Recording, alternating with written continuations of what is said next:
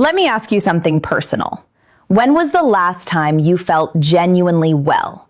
Not just fine, not just getting by, but truly energized, clear-headed, and strong. If you had to think about that for a moment, this video is for you. Here's something that stopped me cold when I first looked into it during my 12 years of practice. The average American man lives nearly 6 years less than the average American woman. 6 years. That's not a small gap. That's grandchildren, retirement trips, moments with the people you love most. And the reason most people assume men take risks, men are reckless. But in all my years working with patients, I've learned that's not the real story. The real killers aren't dramatic. They're ordinary, they're quiet, and most men never see them coming. My name is Dr. Narita, and today I want to walk you through the 5 habits that are genuinely shortening men's lives. And I promise you, number 1 will surprise you. Most people assume it's alcohol. But alcohol, that's only number 5.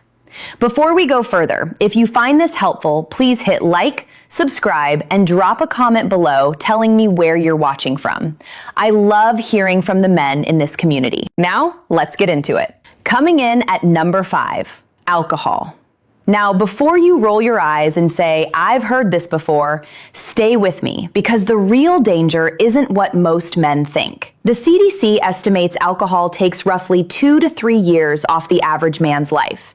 That sounds almost manageable, right? But that's the average. The men who binge drink, who pour 3, 4, 5 drinks on a Friday night after a long week, can lose 10, 15, even 20 years. Here's the part most men miss. The problem isn't drinking every day.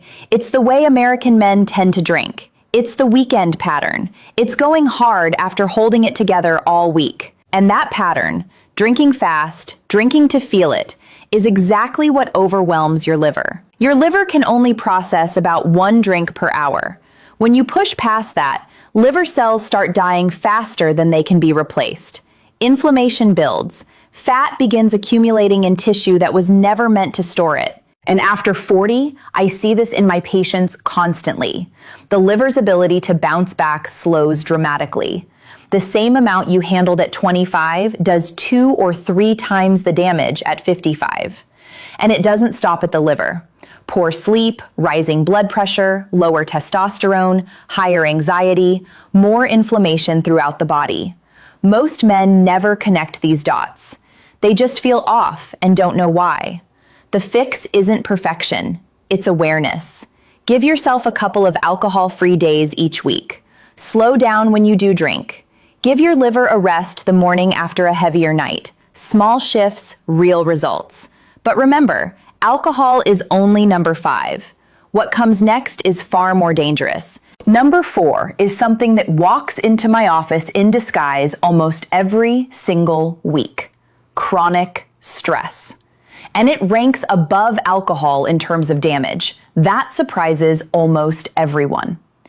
A long-running Harvard study found that men living under sustained, unrelenting stress lose an average of more than 4 years off their lives. But the number barely captures the reality of what's happening inside the body. When stress becomes your background noise, not a moment of pressure, but a constant hum that never switches off, the hormone cortisol floods your system. Short bursts of cortisol are protective. Long-term cortisol is corrosive. It weakens your immune system. It tightens blood vessels and strains the heart. It pushes blood sugar higher and higher, and it quietly destroys sleep quality, even when you're in bed for 8 hours. I always tell my patients to think of the body like a well-engineered machine. Chronic stress is like running that machine with no coolant. Everything still moves, but the parts are grinding down from the inside. And here's the cultural problem. So many men are taught to push through, to stay silent, to be strong by not talking about it. So they bottle it all up and the pressure just builds. No release valve, no outlet, not an explosion, just a slow, invisible collapse. But chronic stress has a weakness. You don't have to solve everything to start healing. A genuine walk, an honest conversation with someone you trust, An hour doing something that actually brings you joy. These aren't luxuries, they're medicine. Give your nervous system permission to come down, and your body knows exactly how to respond. And remember, that's only number 4. The habits ahead are even more dangerous. Number 3 is the one that catches most men completely off guard: social isolation. And the dangerous part is how slowly it sneaks up on you. In their 20s, most men have full lives: friends, teammates, social circles. Then the 40s arrive. Work takes over. Family becomes everything. Friends drift. And one day, a man in his 50s looks around and realizes his entire world has narrowed down to just a couple of relationships, sometimes just one. We are not built for that. Human beings are wired for connection, and when that connection disappears, the body reads it as a threat. A landmark analysis of over 300,000 people found that social isolation raises the risk of early death by up to 50%, a level comparable to years of heavy smoking. Unlike cigarettes or alcohol, isolation leaves no visible mark. There's no diagnosis for it. It just creates a quiet emptiness, and that emptiness triggers real, measurable biological damage. Inflammation rises, the immune system weakens, blood pressure becomes harder to control. Self-care quietly falls apart. Social isolation doesn't mean living alone. It means having no one to be honest with, no one who truly knows what you're carrying. The good news? The body responds to connection almost immediately. One phone call to an old friend, one coffee on a Saturday morning, one community, one group, one team to belong to. It doesn't take much, but it has to be real, because genuine connection doesn't just lift your mood. Research shows it extends your life. And remember, this is only number 3.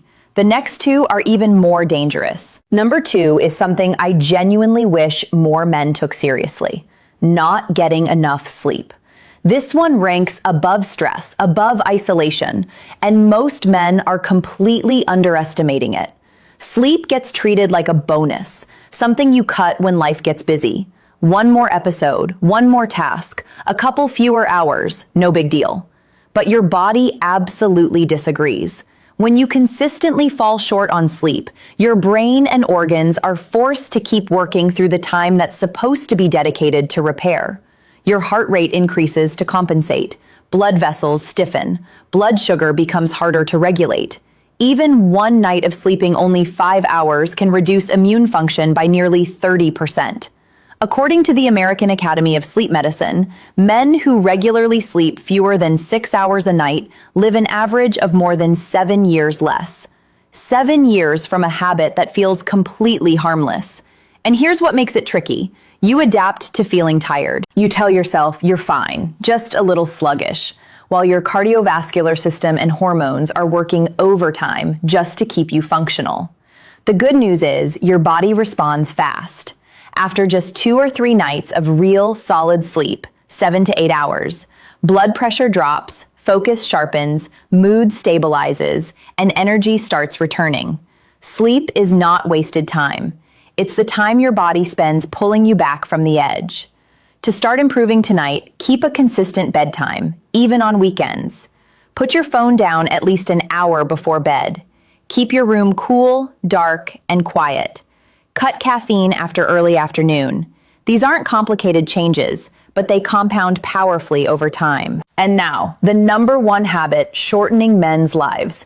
Not alcohol, not stress, not even sleep deprivation. It's sitting. Just sitting. I know that sounds almost too simple to be taken seriously, and that's exactly why it's so dangerous. A 20-year study following over 120,000 people found that men who sit more than 8 hours a day carry a 60% higher risk of dying earlier, and a sedentary lifestyle can cut up to 12 years from a man's life. The damage isn't visible, it's happening deep inside.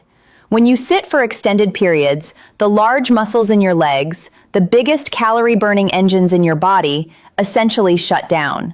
Blood pools in your lower body, circulation slows, your brain receives less oxygen, which is why long sitting sessions leave you foggy and drained.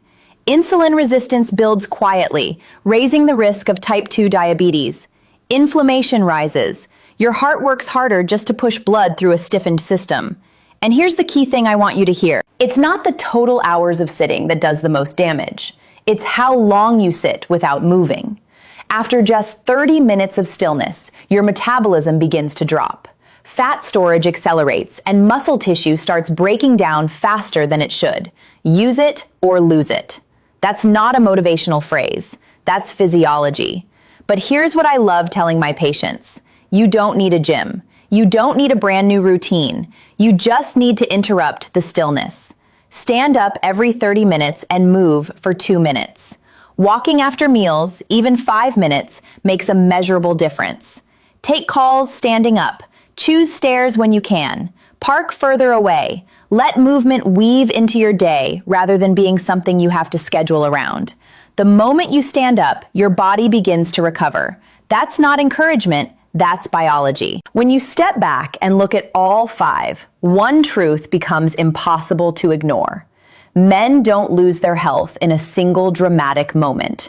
They lose it slowly, through the small choices repeated day after day, year after year.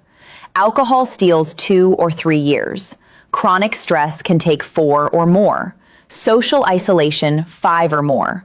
Sleep deprivation over 7. And sitting can take up to 12. But here's the beautiful part. All of these are reversible. Every single one.